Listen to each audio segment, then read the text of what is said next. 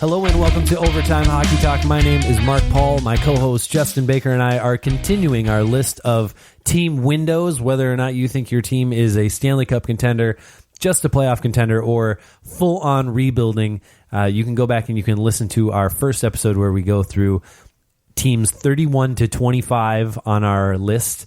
That's our previous episode. Justin has the list. I am picking it apart. And I have my own categories, and so we will continue with team number 24, the last team that we just got done doing. Justin had the San Jose Sharks ranked at 25. I vehemently disagreed. I put them probably somewhere more like 16 or 15.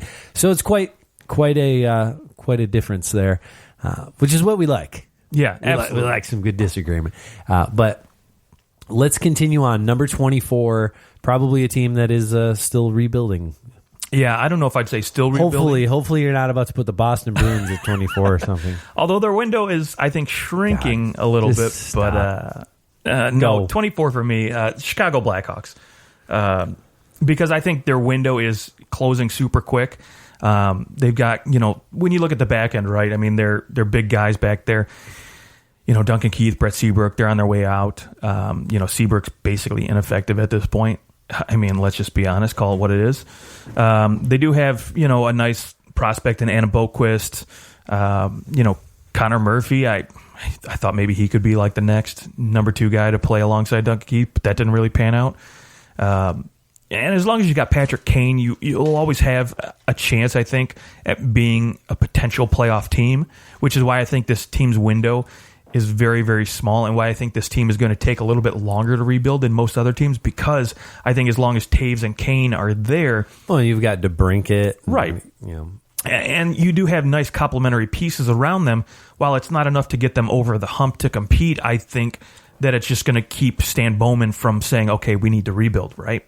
I think that's just going to keep him hesitant, because he does. I think it's like the Red Wings were, 5-6 years ago when they made the playoffs 3 years in a row with Datsuk and Zetterberg still there, aging out. But they thought, okay, if we go out and get like one guy in the offseason, sign him to a, overpay for him, or if we make one little trade here, we can beat Tampa in the first round, which never happened. So, I think that's where Chicago is at this point, where they're going to be just middling in terms of, are we making the playoffs? Are we going to hit rebuild? So. Yeah, I mean, there also is the fact that you've got Dylan Strome, you've got Adam Boquist, a DeBrincat, you have Kirby Dach, who they took 3rd overall. Yeah, I really like him, and I think he's going to turn out to be a really nice, potential number 2, number 1B type center guy. Yeah, I mean, he hasn't put up big numbers this year. He's got 11 points in 42 games, but it's fine. I think he's probably rushed. I do too, to the absolutely. NHL, but at this point, there's really not much pressure in terms of we have to make the playoffs this year. I think everyone knew they'd miss the playoffs. They are just beginning a rebuild to me, but I can see this team.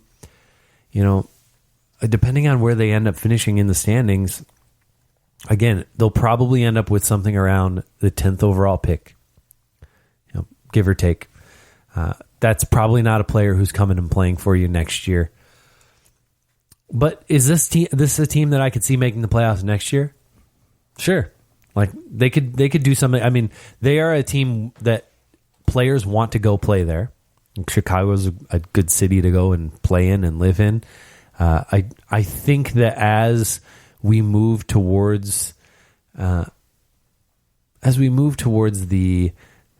end of some of these bigger contracts that have been signed, I think there's a chance that you could see, like right now, Brent Seabrook on long-term injury.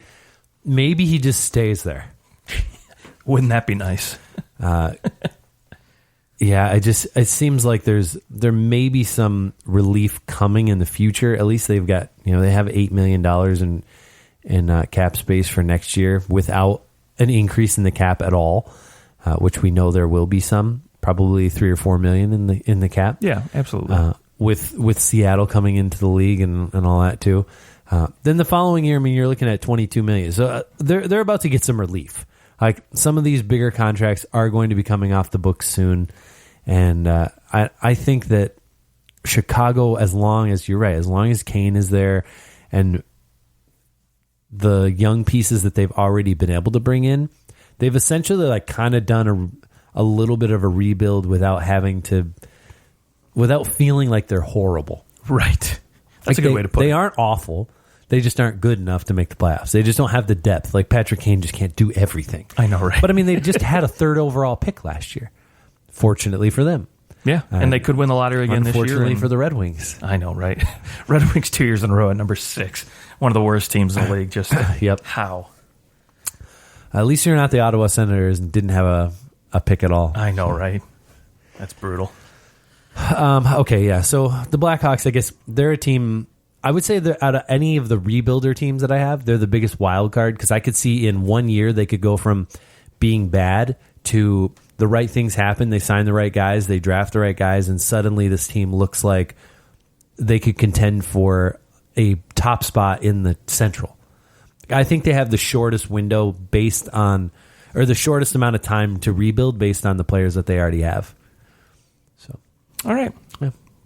Good deal. Well, next on my list at 23, a team that has one guy who I think can either put them in the playoffs or put them at the bottom of the league, and that is the Montreal Canadiens. Okay, Montreal. Yeah. Now, I will say the nice thing for them is, yes, they do have Carey Price. However, he hasn't looked Carey Price-esque that much over the last 3 seasons. Last year, he did show... Last year, he was fine. Yeah, he was okay, but this year, not so good. I haven't been thoroughly impressed with him. I mean, he's floating at a .909 save percentage right now. But they do have some nice prospects coming up. Their farm system looks pretty decent. I like Carl Alsner in the farm system. Right. Cole Caulfield. I really like this guy that they got last year who fell all the way to the middle of the draft at 15th overall and who was the best goal scorer, in my opinion, in the entire draft.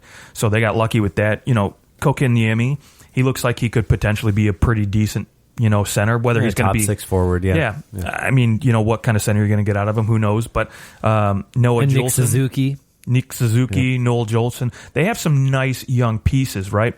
But the problem is, Ilya Kovalchuk, nice young piece. Who's been like the best player in the last 7 games. He's at a point per game pace. It cracks me up. But I mean, so this is the team that, to me, they need to accept a rebuild at this point and say, okay, we've got these really, really nice young pieces that we've acquired in the draft over the last couple seasons. Let's just call it what it is, say we're rebuilding, and then just go for it, right? But instead, because they've got aging guys like Carey Price and Shea Weber, I don't think they're ready to accept that, and I think they're trying to compete every year where maybe they shouldn't, right? And just call it what it is. Yeah, they've got $16 million in cap space next year, probably more like 20 when all is said and done. And, right. And really, that's losing. Now you have to re-sign Max Domi. Max Domi's probably going to get $7 million.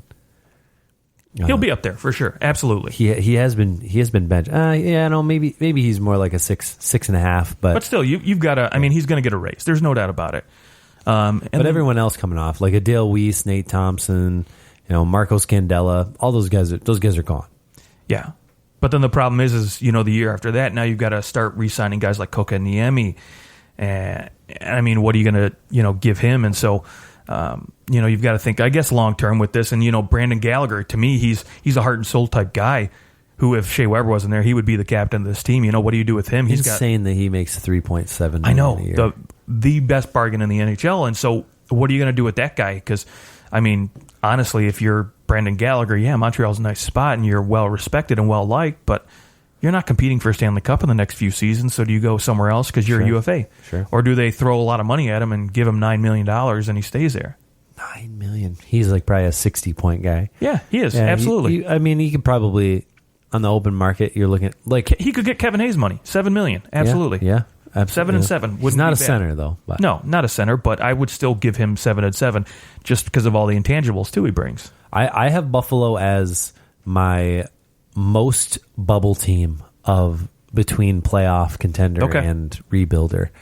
I don't think that they can be considered a rebuilder as long as they have Carey Price, although as I say that, I realize that I do have one other team left in my rebuilder list, and that team has probably the other best goaltender from the last 15 years, so you'll figure out who that is real quick. It's hard. But you go combination of Carey Price plus Shea Weber, And then, you've got Brendan Gallagher. You do have some nice pieces. I don't think this team's rebuilding. I don't know if they're ever going to go into like full on, let's try and get the first overall pick kind of rebuild. I don't think the city will ever let them. I don't think Montreal ever wants that. I don't think that they need to. Although, that's what everybody said about Toronto. And when they finally did it, people were like, yes, I've been waiting for them to do this. Like, we just needed to be bad for a minute and like kind of restart. But I don't know if they're in a position to where they need to hit the reset button because they've been able to acquire some nice pieces in other deals. I think they're going to miss the playoffs here. They got to start hitting on some of these first round picks. You're right. Let's see what this last year's first round pick ends up being. I know he was touted as being this fantastic goal scorer, Cole Caulfield. Let's see how that plays out in the NHL. But yeah, that's really the key is they've got to start hitting on some of these first round picks, and they need to be better than just a guy that you bring up and they end up playing in your bottom six. All right. Okay, so there's Montreal. Let's with number 22. Okay. Yeah, I have the Buffalo Sabres. Okay. At 22. All right. I think, the one thing that puts them, they're another team like Montreal where they're at that point where they just need to say, okay, we need to go rebuild again, or we can potentially make the playoffs, right? They've got everyone's a free agent. I know. I was going to say they don't have a ton of contracts that are long term outside of Kyle Okposo, which I bet they wish they could just get rid of him now. But as long as they have Jack Eichel, as long as they have Rasmus Dahlin, I think they're fine. You can figure out everything else around those two guys for sure, and so you can find a way for this team to compete every single year as long as you have those two guys. And having a Ristolainen now isn't so bad when you have him when you actually have a number one defenseman in Dahlin. They have Yoki Haru, who looks like he should be okay, and acquiring Colin Miller was a nice move. Like, they have some good pieces. It's just from the forward position, it's been all Jack Eichel. I mean, they've scored 144 goals. It's just not going to get the job done when all is said and done. Out of all the playoff teams, only one of them, and that's the Islanders, who play insane defense in the Eastern Conference, has scored less goals than them. And I guess Columbus too. Yeah, and having Jeff Skinner on IR doesn't help much with that. He's a guy that does worry me a little bit, right, in terms of long term, because he hasn't looked like himself, but maybe that was part of the injury right there. Victor Olofsson, he looks like he could be a pretty nice, complimentary top six winger to have on this team. I mean, he for sure can score on the power play, because that's how he scored his first 25 goals this season. Yep. So I think this team is about to have a big facelift, though. I mean, you're going Frolik, Sheary, Vesey, Gergensons, Larson, and Scott Wilson, all UFAs on the forward side, and there goes probably four or 5 year forwards. My guess is that Connor Sheary doesn't resign in Buffalo. He hasn't been a great fit. VC, there's no doubt that he's going to leave. No doubt, because of the way that he came into the league. He's looking forward to being able to go where he wants to go. Yeah, I agree, and I think too. They've got a lot of cap money, right? I think they've got close to 33 million. Yeah, probably. So probably 36. Sure. And granted, you do have to give Sam Reinhart some money. But again, he's making $3-ish million now, so I don't really see that going more than, $6-7 million to get him re-signed. Maybe a touch more, but probably by the end of the year he'll have 70 points. So yeah, but again, a 70-point guy, you're looking at $7 to $7.5 million. Probably. Okay, you give them 7 and 7 or whatever. But regardless, they've still got lots of money they can go out and spend. So maybe you go out and you go get a Kevin Shattenkirk, who's looked pretty good in Tampa Bay, or maybe you go out, sign a guy Evgeny Dandonov. Maybe he doesn't re-sign in Florida. Now you got a guy who can be a decent second line winger to score some, give you some complimentary scoring, as long as you don't give him a ton of term. But right, as long as you got a guy like Jack Eichel, people are going to at least consider coming if they're high. I mean, that's why Jeff Skinner signed there. Exactly, knowing he was going to. It doesn't help that he's been hurt. That has certainly killed the Buffalo Sabres. They just don't have any secondary scoring. Right. So yeah, they're middling, and they've been middling. I have them forever chasing a playoff spot. That's where I have them. Chasing a playoff spot. Well, the last time they made the playoffs, 2010 or something like that? Gosh, Ryan Miller era. Yes. The Sabres are just no good. They haven't made the playoffs since Lindy Ruff was their coach. Yeah, good call. Okay, let's go number 21. Yeah, 21 for me, the Columbus Blue Jackets. Okay. Yeah, this one was a hard one to rank them because they're a team that consistently competes for the playoff spots, and each year when they get in with the way Torts coaches and what they have on the back end, they can potentially be an upsetter, right? We saw it last year with Tampa Bay.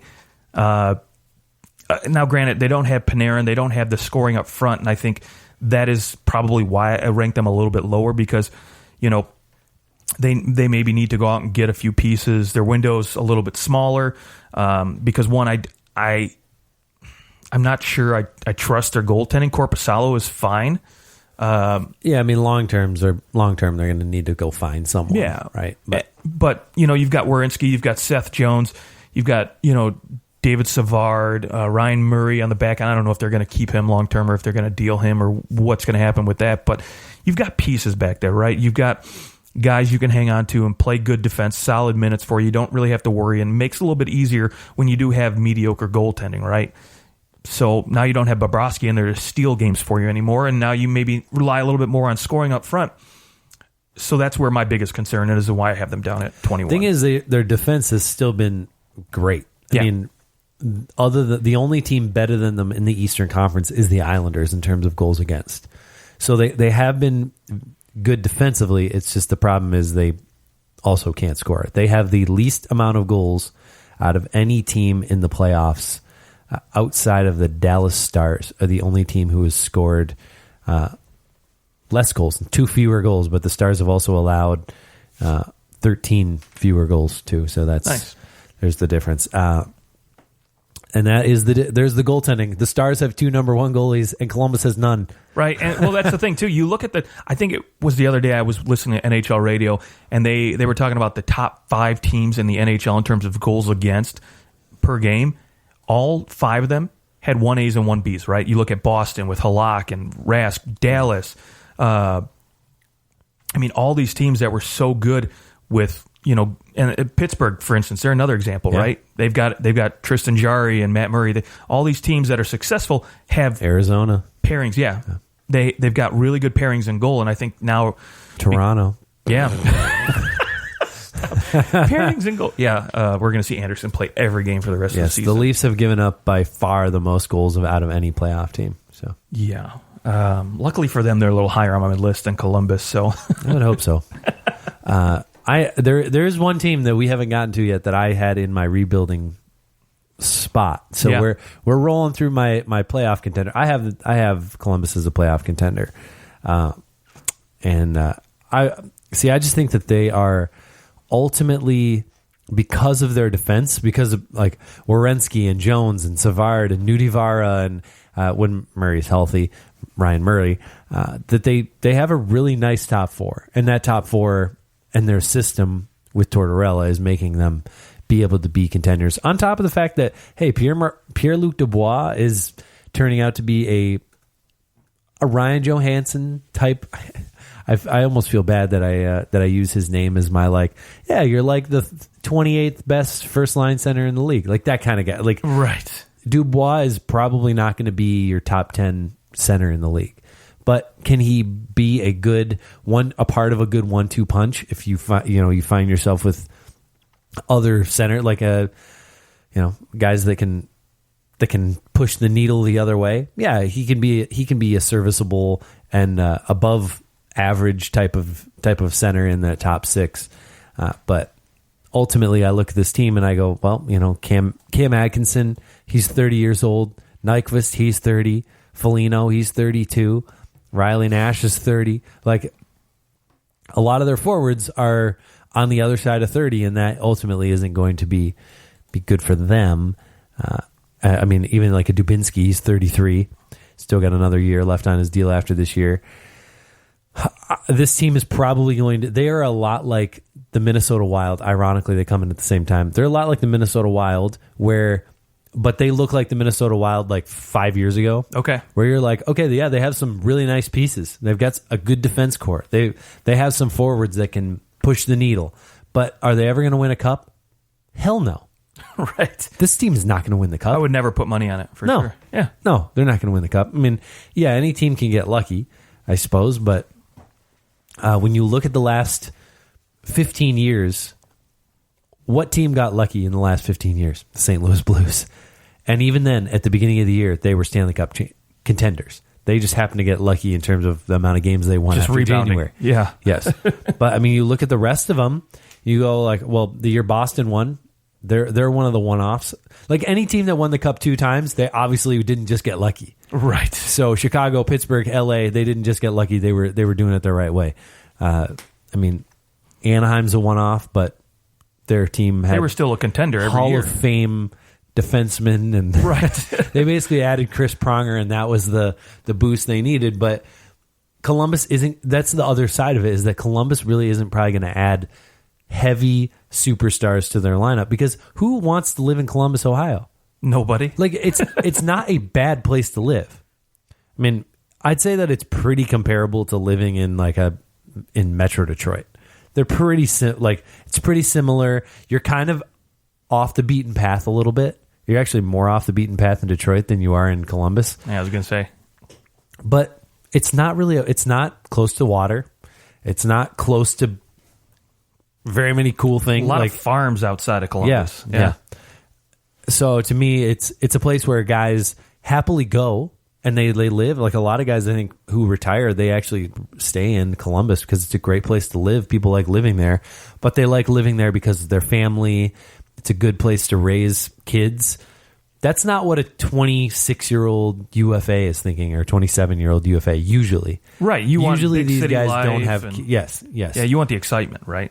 For sure. Or you want to be close to the water. Right. So it's just the location isn't as desirable. Therefore, they're probably not going to reel in heavy UFAs. So now you're relying on their drafts, and they just haven't. Well, they gave up all their draft picks. Right. I was going to say they lost them all last year. Now they do have a first, but they have no second and third this year. Yeah, which makes it tougher because now you've got to be really, really good in those latter rounds, and no second next year. Right. So it's going to be a matter, and there's really not a lot of like, oh yeah, we could move that guy, because they're not trying to move players, so you're not bringing in picks for guys.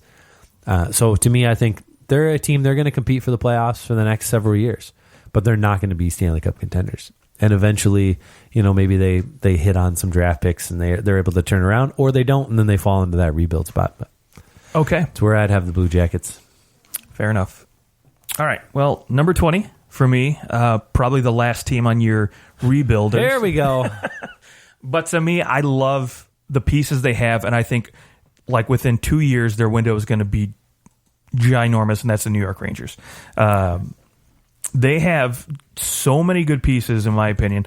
They've got a potential, just like Nashville-esque type. You've got a 1, 2, 3, 4 punch that's just phenomenal with Jacob Trouba, Brady Shea, Anthony D'Angelo, Adam Fox. These guys could just be superstars. All of them could, you could potentially say that at one point they could be contenders for Norris, a couple of these guys down the road. And then you look up front. I mean, you've got already a guy who drives a line in Panarin, who's just blowing out New York Ranger team records with his production this year, the way he's putting up points. Capo Caco, I think in a couple years, is just going to be in his prime, and he's just going to be a stud on the wing. Now, the one thing they are missing is a center, right? They've got Zibanejad, who's a fine center. He's maybe not your ideal number one center, but he's still a very productive, very, very quality type center now. And then you look at the back end too in goal, and they've got, the King, Henrik Lundqvist, of course, but then you still have two really, really good prospects in Shesterkins, Igor, I don't even know how to pronounce his last name, and then Gorgiev is Shesterkin. Yeah.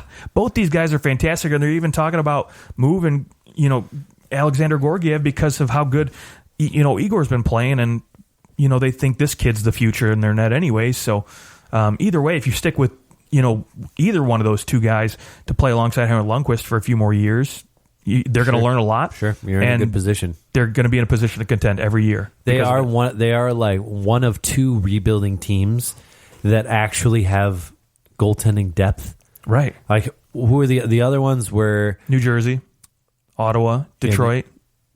Yeah, the other one with the depth was Anaheim with a good goaltender. Yeah, already. Absolutely. Like, they were really the only other one. I mean, when you look at Detroit, you're like, Ottawa, they've got nothing coming. Right. New Jersey's got nothing really coming. Mackenzie Blackwood, maybe, who is good enough to keep you rebuilding for a while, I guess. Right. LA Kings, they do have some names, but and maybe their goaltending isn't as bad as it actually looks. Just the team in front of them so bad. Sure, that's a possibility. But really, I think it's Anaheim and New York are the teams with the goaltending future. The Rangers have 3 potential starters on their roster right now. Yeah, and Georgiev kind of came out of nowhere last year. Yeah, and I think they always knew that Shesterkin was the guy who was going to come in and that was the plan. He was the guy outside of the NHL that was looked at as like the next big thing. Right.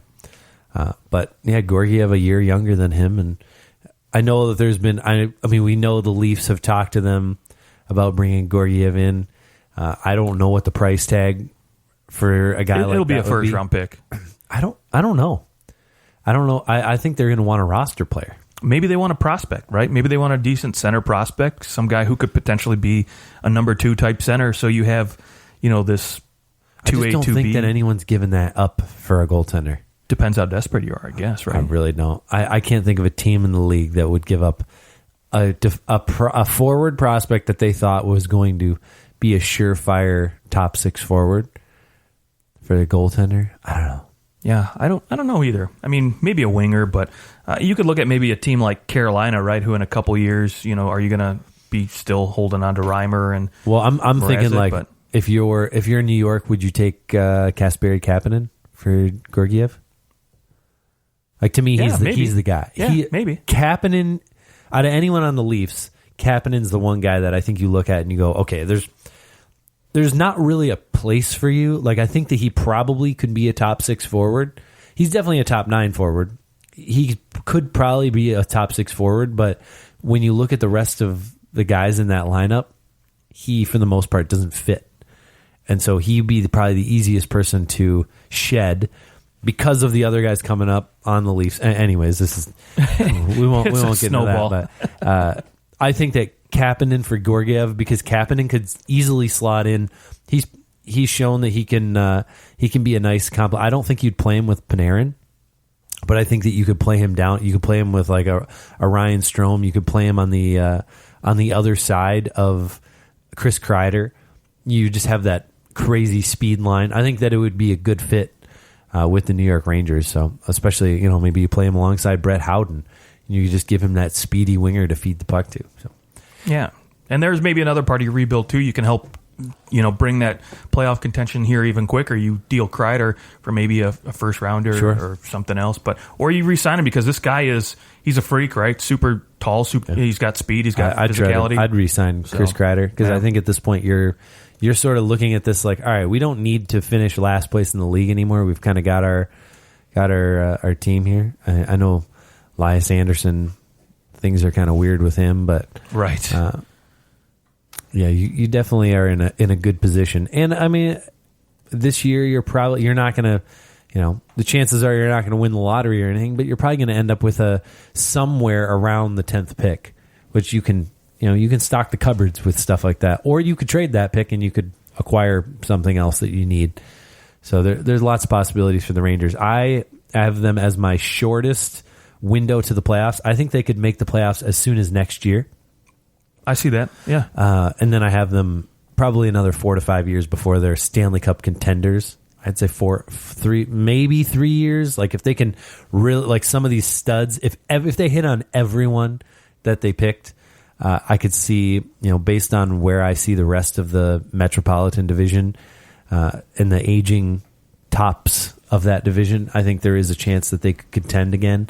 But it probably more likely to be 3 or 4 years down the road before they have a legitimate, like, okay, this team could win the Stanley Cup on like an outside chance. I don't think that they're like in 3 years they're going to win the cup, just they maybe would have an outside chance of being one of the top teams in that division, and then you never know. So I like it. Okay, let's go number 19. 19, yeah. For me, that's the Edmonton Oilers. And some people might have them higher on this list because they are essentially sitting in a playoff spot right now, and they have two of the best centers in the NHL. But my biggest concern is, you constantly hear about it. McDavid's given them like 2 or 3 years, and then he might get shipped off somewhere else if they don't do anything. They have no depth outside of those, two guys. Ryan Nugent-Hopkins, you could maybe throw his name in there too, but in terms of depth, definitely Ryan Nugent-Hopkins. But outside of that, they have nothing on defense. They don't have anything coming up that really, gets me excited about to say, okay, these guys will, have some prospects that can fill in the spots and, make them. Well, they've got Philip Broberg they took last year. Yeah, maybe. Well, but we don't really know where he's going to pan out. Evan Bouchard, he has potential to be a pretty decent defensive prospect, but is he going to be a top 4? I'm not really sure yet. I think Broberg will. I think Broberg will be. I hope so. Will be a good defenseman. Of course, you're hoping that your 8th overall pick turns out to be a good defenseman, right? Hopefully. Yeah, and so again, I think as long as you have McDavid and Draisaitl, you're always going to compete for a playoff spot. Sure. Which is why I have them a little bit higher, and I think the window's still open because both these guys are signed for very long-term deals, but the problem is the depth around them, makes it a little bit harder for them to compete, and that's why they're a little lower on my list. And then, too, the goaltending. I'm not sold on, Mikko Koskinen. He's 31, and you know what you're getting at this point. I think you have to, and, he's not going to be a game changer at all. He's not going to be a Stanley Cup winning goaltender in my mind. Sure. I think they need someone else, so... Yeah, and they do have some other guys floating around in their organization. I would say that they are a playoff contender because they are. If you have Connor McDavid and Leon Draisaitl and Nugent Hopkins, you're trying to make the playoffs. They have okay pieces, and I'm willing to say I'm just looking at the team going, well, they just got a new general manager last year, and he's going to do what he can do. We'll see it. We'll see how much Ken Holland has changed. The good news is they're not good right now. So that means that he's not going to deal out huge contracts to guys because they have a really good first round of the playoffs or something. Right. Let's hope he doesn't give Zach Cassian an 8-year deal like he did with Abdelkader, and that turns into another one of those. Oh, that would be rough for them. Or let's hope that he does. That would be fun. Right, and then I can see McDavid play somewhere else. Well, he'll give him like a $3 million a year. He'll do like a Helm deal, 3.75 for like 7 years. Good grief, please no. Also, Kassian is 28 years old, so that's the other side of it. Well, okay. So the Oilers, I'd say that they are like the definition of a team that's just kind of trapped in the middle, and I assume they're moving on their way up, like they're trending up. But that could all be changed by, obviously, if Connor McDavid decides that he doesn't want to play there anymore, you're in deep crap. The needle is going quickly the other way. But, in reality, he's signed there for another 7 years. So there's only so much you can... you can demand a trade, but what are you going to sit out? No, he's not the guy that's going to sit out. No, of course not. I don't see it happen. I think that Holland will be able to give them a good enough team to where they can move into that Stanley Cup contender role. You hope so, because the playoffs are better with a guy like McDavid in it, right? Absolutely. You have to have him. And especially since he's in a different conference than the team that I root for, I don't mind seeing him in the playoffs every year. There you go. Okay, let's go... Number 18. Number 18. Yeah, that's the Philadelphia Flyers for me. This was a team I did struggle with moving them up and down a little bit because they do have that one piece that can really change things around for any franchise, and that is number one goaltender. Carter Hart is going to be that guy for this team, and he's going to be there long term because they are dum-dums if they let him or let somebody else offer sheet him in a couple years. But the biggest issue with the Flyers for me is the fact that their core group of forwards outside of Travis Konechny are a little bit older, right? You've got your Kevin Hayes, Jack Voracek, Giroux, Kevin Hayes. These are all guys. JVR, they're 30, and getting older. Like Couture, Hayes, they're 27. Okay, that's not too bad. But so Kevin Hayes, 27. But again, these guys are getting a little bit older, and they haven't shown that they're going to get any better than they had before. And so when you have a team that is consistently just a bubble team, and your core group of forwards aren't going to get any better at this point, now the 1+2 is outside of the goaltending. They do have a couple nice pieces on defense. Shane Gostisbehere, is he going to turn it back around? But Ian Provorov is always nice. So you have some pieces to work with, and you have a decent prospect pool as well. So yeah, can like Morgan Frost turn into something? Right. The other thing is, can Nolan Patrick actually turn into something? That is really what is just destroying you right now. It's the fact that you get to draft second overall, and that player is not. Yes, he's on their lineup. I know he's hurt right now, but he's got 61 points in 145 games. It sucks when you look at like the next 3-4 guys after him. Yes, and the guys you could have had. Yes, you could have had Miro Heiskanen, Cale Makar, Elias Peterson, even Cody Glass. Yeah, I would be better at this point. Absolutely.